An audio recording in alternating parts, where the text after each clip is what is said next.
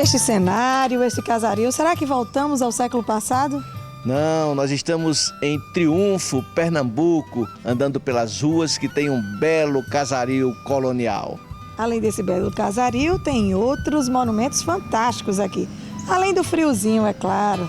E vamos andar pela zona rural, conhecer lugares e engenhos incríveis. Fora uma estrada que é fantástica, secular, toda de pedra.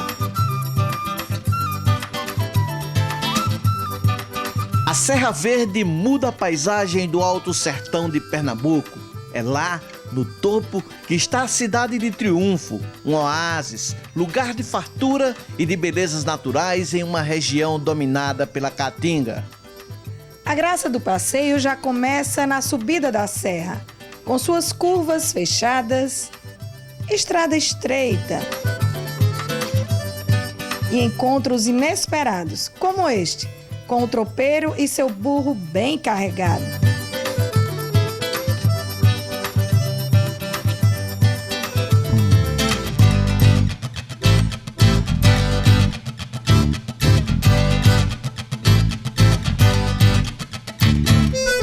Triunfo tem o charme das ruas estreitas e das casas com fachadas ricamente trabalhadas. O rico casario é herança da colonização europeia. A cidade ganhou do velho continente e dos ricos comerciantes do final do século XIX e início do século XX, casarões, sobrados, igrejas, conventos e escolas. O terreno inclinado onde a cidade foi erguida parece imprimir simetria perfeita às casas conjugadas. A cidade tem vida e é viva, assim como as cores de muitos dos seus casarões.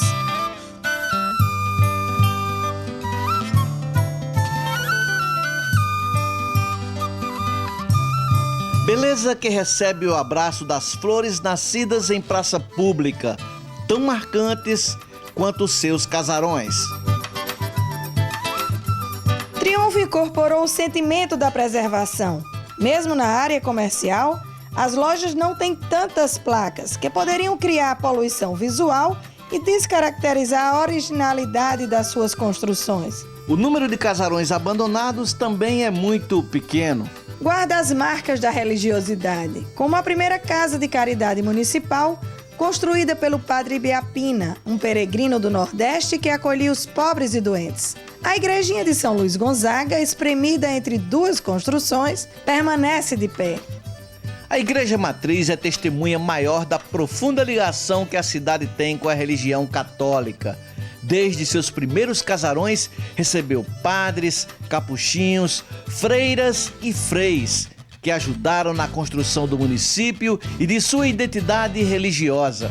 O templo, majestoso por fora, tem um altar-mor simples, que guarda a imagem de Nossa Senhora das Dores de 1801. No interior da matriz chama a atenção seus arcos bem definidos e pilares grandiosos. Foi construída em 1926, em substituição à capela erguida pelo missionário Frei Ângelo, o fundador da cidade. No centro, a natureza e a mão do homem se uniram em beleza para, de maneira espetacular, dominarem a paisagem, com o Lago João Barbosa Citônio e o Teatro e Cinema Guarani. O lago foi construído em 1850 e a cidade se desenvolveu ao redor dele. É o dono da paisagem, temperado pela singeleza do Cine Teatro Guarani e pela agradável simplicidade do coreto. A construção do Guarani começou em 1919 por iniciativa de dois irmãos, ricos comerciantes da cidade. Foi inaugurado em 1922 e em 1988 foi tombado pelo Patrimônio Histórico Estadual e depois reformado. A fachada original foi mantida. O interior, no entanto, recebeu os toques da modernidade. Nada que tire a magia deste lugar incrível.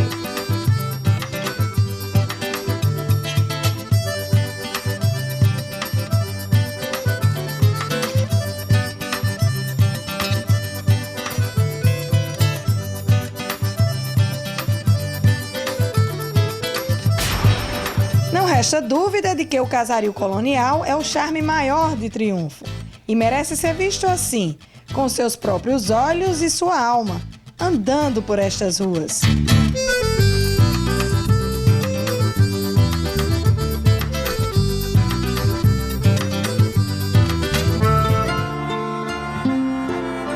É quando o sol vai embora que a cidade brilha ainda mais. As luzes, além de iluminar, dão cores e vida a Triunfo.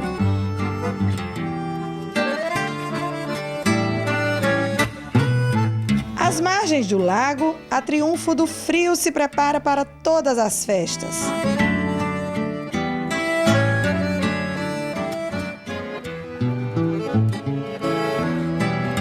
No Frio de Triunfo, um licor para esquentar um pouco. Muito frio, 17 graus mais ou menos.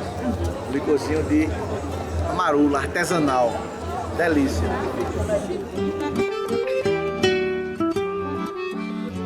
O Cine Teatro Guarani bota sua roupa de gala e, para ganhar mais destaque, se veste de luz e em duas cores.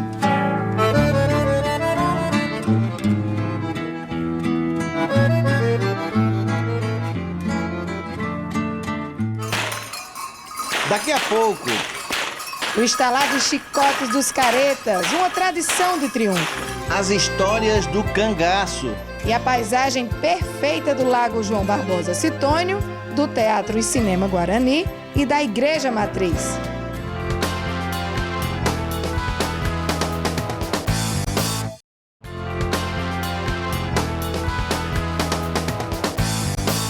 Triunfo é a cidade dos sabores. E são vários restaurantes como este, com jeitão de recanto de paz, rodeado de flores e com pavões para receber e seduzir turistas. E a comida tem o sabor do tempero da vovó. Tudo bem natural, de primeira. Faço questão aqui, tudo é de primeira. Né? O tempero da senhora é excelente. Não, é caseiro, é da vovó, da mamãe, né? É um aconchego a mais, né? Tá. Pois é. E nós vamos experimentar essas delícias aqui. Vocês vão ver que é uma das coisas boas de Triunfo. A comida caseira, a comida regional. Feita com muito carinho, segundo Dona Tereza. E o que é que temos aqui? Arroz de bacalhau, farofa d'água, feijão verde, feijoada. Vamos às carnes especiais daqui. Bode, galinha caipira, aqui tem um porquinho assado e um filezinho. Essa aqui é para engordar bastante, viu? Comida muito boa. Primeira, bem caseira. Comemos à vontade, pagando R$ 27,00 por pessoa.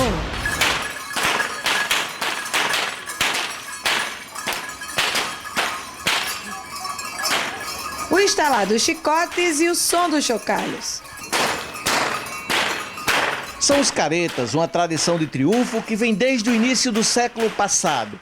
Contam os mais antigos que o personagem Mateus, do Reisado, teria bebido muito e foi expulso do grupo. Resolveu então brincar como mascarado solitário e com seu chicote pelas ruas da cidade. Ficou a herança para os moradores.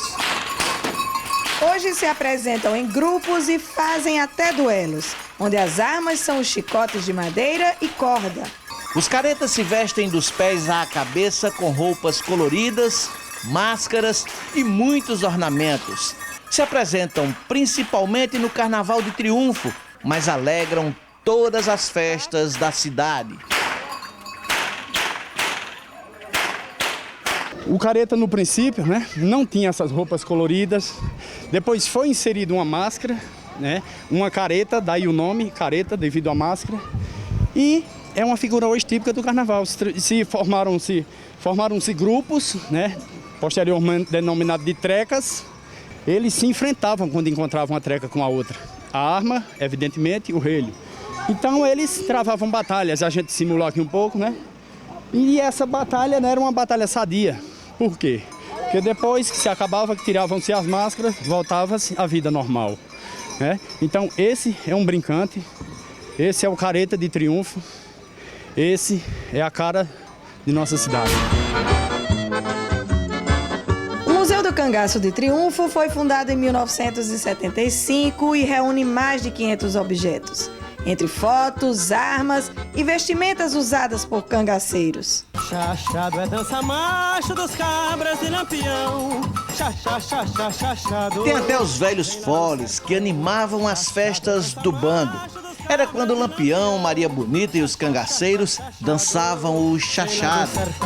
Chachado, meu bem chachado. Chachado vem do sertão. O interessante é que foi fundado por uma freira, a irmã Maria José, que andou por vários municípios do sertão do Nordeste recolhendo os objetos, alguns que pertenceram ao próprio Lampião. O museu expõe as certidões de nascimento e de batismo de Virgulino Ferreira, o punhal e uma máscara em couro e com lentes de vidro que protegiam os olhos nas fugas pela Caatinga.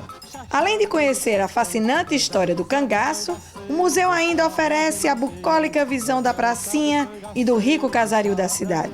No mesmo prédio está o Museu de Arte Sacra, que reúne peças religiosas como imagens de santos, oratórios e muitos quadros. Tem ainda o Museu da Cidade, com objetos do dia a dia dos sertanejos. A fila está formada, hora de viver momentos inesquecíveis. Um a um, os casais vão embarcando, dando um toque de romantismo ao passeio. É a subida pelo teleférico, que permite uma visão espetacular de Triunfo. É paisagem perfeita, com o Lago João Barbosa Citônio, o Teatro e Cinema Guarani e lá atrás a Igreja Matriz.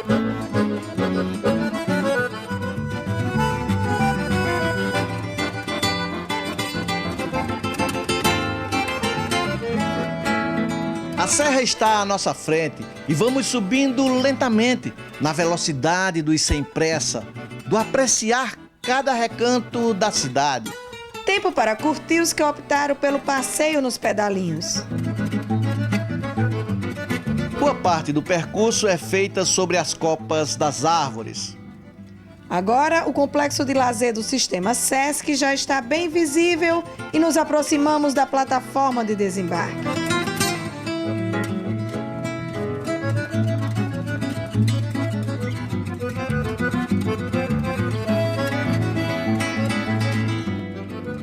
Daqui, uma esticada até o mirante do Alto da Boa Vista, do Cristo, para ver Triunfo completa, exibindo seu lago e o casario construído nas ladeiras da cidade. O passeio é tão tranquilo que até os bebês embarcam sem o menor problema. Bom, agora descer. Vamos agora cumprir os 600 metros de percurso até a plataforma de desembarque. A diferença de nível desta plataforma de onde nós estamos até a plataforma de desembarque é de 90 metros. E aí vamos curtir agora a beleza da cidade de Triunfo no sentido inverso, descendo, curtindo a cidade. Solzinho aqui, mas frio ainda, o frio da manhã da cidade serrana de Triunfo. O lago à nossa frente, o casario, e no meio da mata a árvore que se recusa a morrer. Como deixar um lugar tão singelo?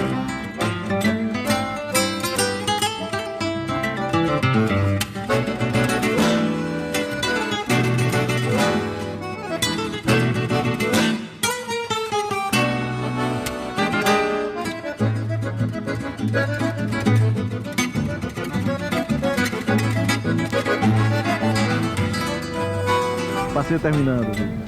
Pois é, que pena, né? Dá vontade de subir de novo. Valeu a pena.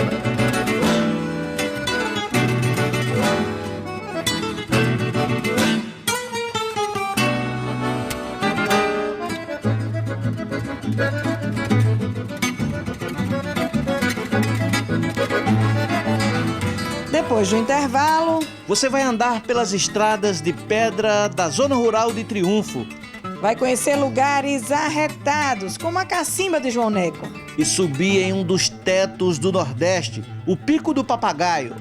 Não saia daí!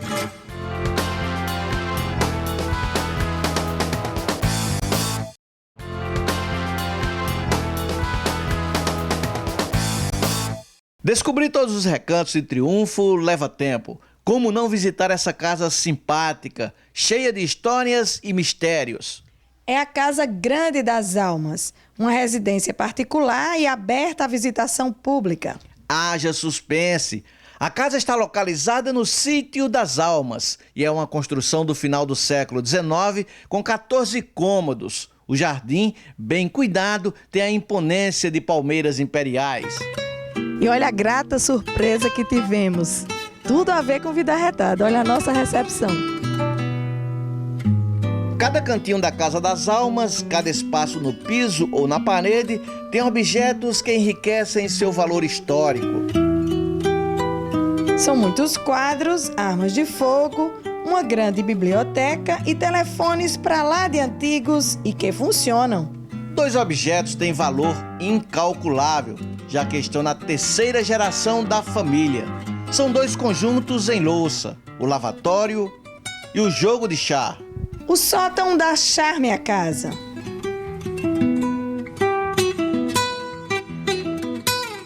A curiosidade da Casa das Almas é que ele está construída exatamente na divisa dos estados da Paraíba com Pernambuco. A cumieira da casa marca exatamente essa divisa. Bom, e tem uma história de que Lampião gostava muito de ficar aqui nessa região. Ele era amigo do dono da Casa das Almas. E aí o seguinte, quando vinha a polícia de Pernambuco em busca da captura de Lampião e de seu bando, aí ele fugia para Paraíba. E quando vinha a polícia da Paraíba, fugia para Pernambuco. E para quem pensa que acabou, dá só uma olhada nesta construção. É um castelo em estilo medieval que já está bem adiantado. A Casa das Almas é um patrimônio de família. Foi construída pelo alferes João Timóteo. Hoje pertence ao neto dele, que é o juiz aposentado, o doutor Francisco de Assis Timóteo Rodrigues.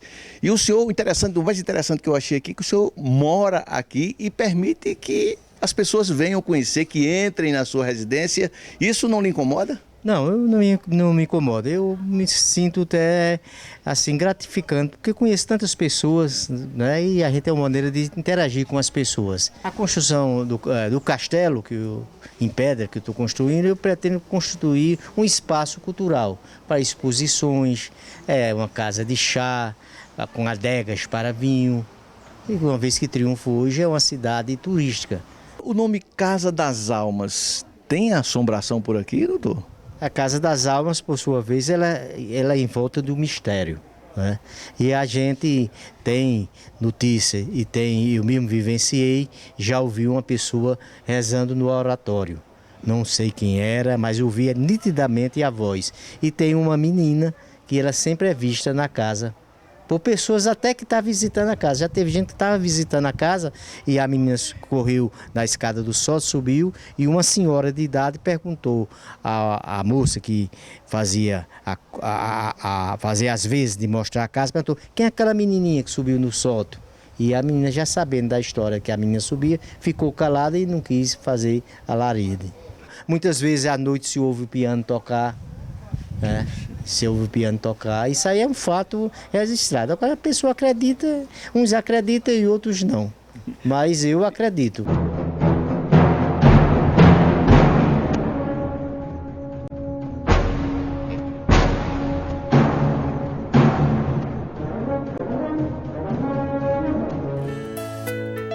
Andar pela zona rural de Triunfo é voltar ao passado. As estradas pavimentadas com pedras são obras dos escravos, continuadas pelos moradores daqui. O balançar agitado é o tempero de um passeio difícil de ser encontrado em qualquer outro lugar. Beleza nas cercas feitas de pedras em uma arrumação perfeita e que parecem não ter fim.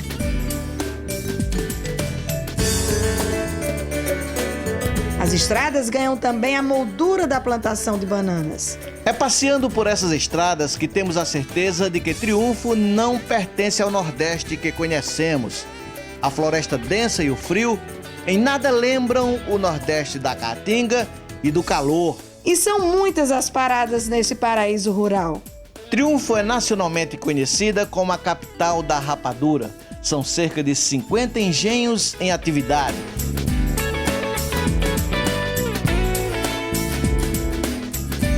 E tem outros produtos feitos a partir da cana-de-açúcar, como o alfenim, Essa massa branca que depois de ser esticada continuamente se transforma em um doce muito apreciado no Nordeste. Vou experimentar, vou puxar.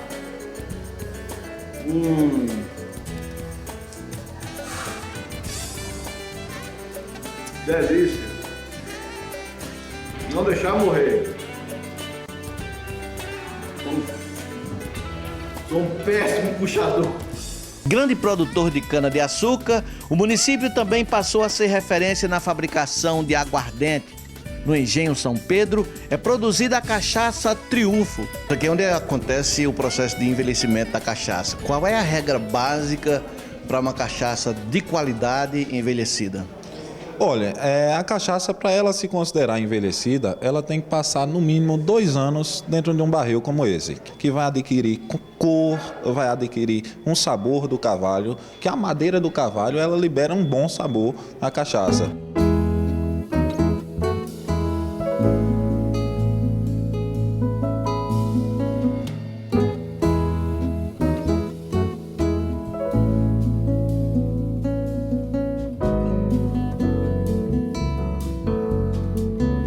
E chegou a hora que o visitante mais gosta, a hora de degustar e de comprar os produtos que o engenho oferece.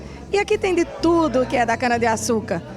Vários tipos de cachaças, licores, rapaduras, inclusive rapadura já com outros sabores, como de laranja, rapadura alfinim. E tem também o sorvete da rapadura, com licor de rapadura. Uma delícia. O carro é deixado de lado por alguns minutos e seguimos a pé por uma pequena trilha, caminho de pedra. Passagem por paredões. Triunfo também é o lugar dos lajedos e com vista para lindos vales. Essa beleza de lugar que nos leva à Furna dos Holandeses, onde teriam se refugiado fugitivos da guerra com os portugueses. Mais do que lugar de contemplação, a Furna é ponto de descanso, de conversa descontraída. A zona rural de Triunfo tem paisagens constantemente verdes. O sítio Lages é assim, local para observar com os olhos e admirar com a alma.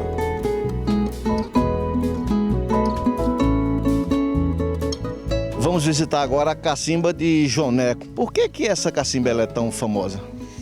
A cacimba, para começar, desde o início da construção, foi construída na década de 30.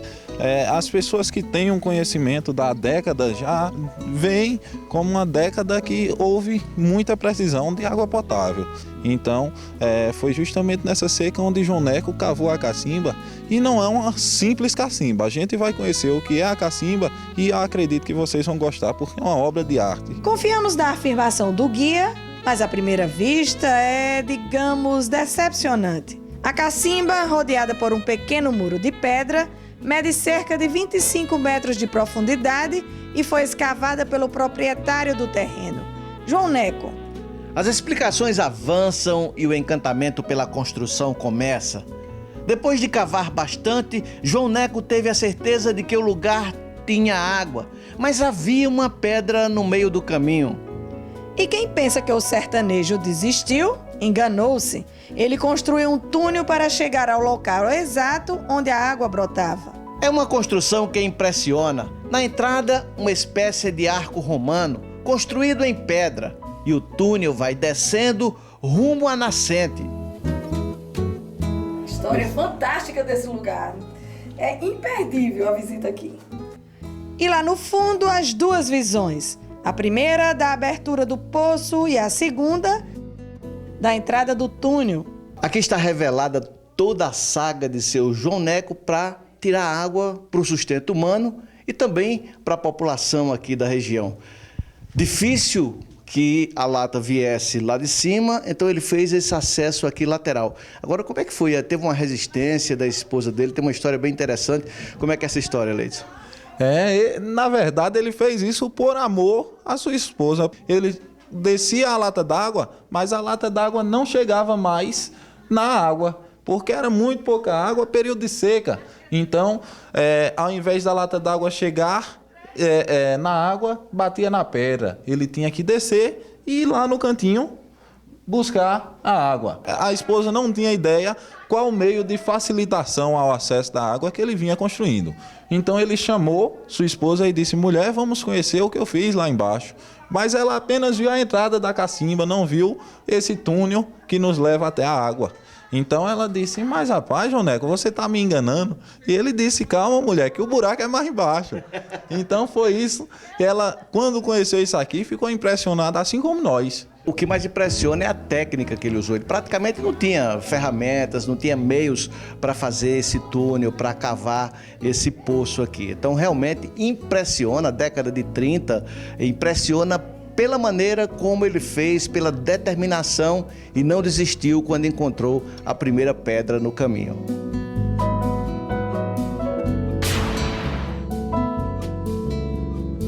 Pelas estradas de pedra e admirando árvores frondosas, seguimos para o ponto mais alto de Pernambuco, a 9 quilômetros do centro da cidade. É o Pico do Papagaio, com 1.260 metros de altitude. No topo, em uma das pedras, uma pequena imagem de Cristo e no mirante a estátua de um careta, caracterizado e com seu chicote.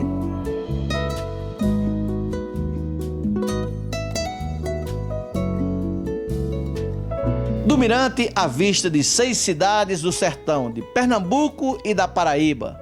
A beleza natural de um dos tetos do Nordeste é palco para fotografias que vão eternizar esses momentos. É quando a alegria contagia essa turma privilegiada por estar em um lugar único, de verde abundante, que se deixa ofuscar somente uma vez por dia, com o dourado exuberante do pôr do sol.